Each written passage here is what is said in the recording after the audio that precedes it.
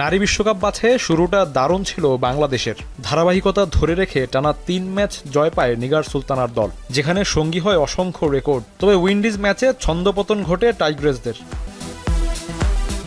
ক্যারিবিয়ানদের কাছে হেরে নিজেদের শেষ ম্যাচ পর্যন্ত অপেক্ষা করতে হচ্ছে বাংলাদেশকে, যেখানে প্রতিপক্ষ পাকিস্তান। স্বাগতিকরা টানা ৪ ম্যাচ জিতে ইতোমধ্যে মূল পর্বের টিকিট পেয়ে গেছে।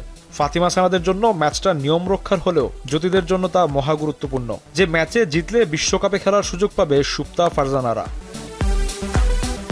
তবে পাকিস্তান ম্যাচে পা হরকালে তাকাতে হবে নেট রান রেটের দিকে, কারণ একই দিন বিকেলে থাইল্যান্ড উইন্ডিজ লড়াই। সে ম্যাচটি ক্যারিবিয়ানরা বড় ব্যবধানে জিতে গেলে স্বপ্নভঙ্গ হতে পারে বাংলাদেশের। পাকিস্তান কতটা শক্তিশালী প্রতিপক্ষ তা বাছাই পর্বে এরই মধ্যে প্রমাণ দিয়েছে স্বাগতিকরা। তবে বাংলাদেশকে আশা দেখাচ্ছে ব্যাটিং বোলিং দুই বিভাগের পারফরমেন্স। ব্যাট হাতে নিগার সুলতানা জ্যোতি আর শারমিন সুপ্তা আসর জুড়ে দাপট দেখাচ্ছেন। সুপ্তার মোট সংগ্রহ ২৪২ রান, তার থেকে ২ রান কম বাংলাদেশ অধিনায়কের। দুজন ধারাবাহিক রান তুলে আছেন সেরা ৫ ব্যাটারের তালিকায়।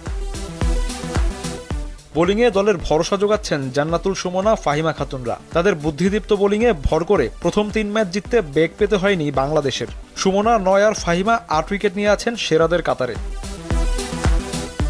বাংলাদেশকে আত্মবিশ্বাস যোগাতে পারে দু দলের মুখোমুখি পরিসংখ্যান। সবশেষ ৫ দেখায় বাংলাদেশকে একবারও হারাতে পারেনি পাকিস্তান। সুখকর অতীতের আত্মবিশ্বাস আর ব্যাট বলে বর্তমানের দারুণ ছন্দ ধরে রাখলে সহজেই বিশ্বকাপের মূল পর্বের টিকিট কাটতে পারে বাংলাদেশ। এসকে শাওন এখন।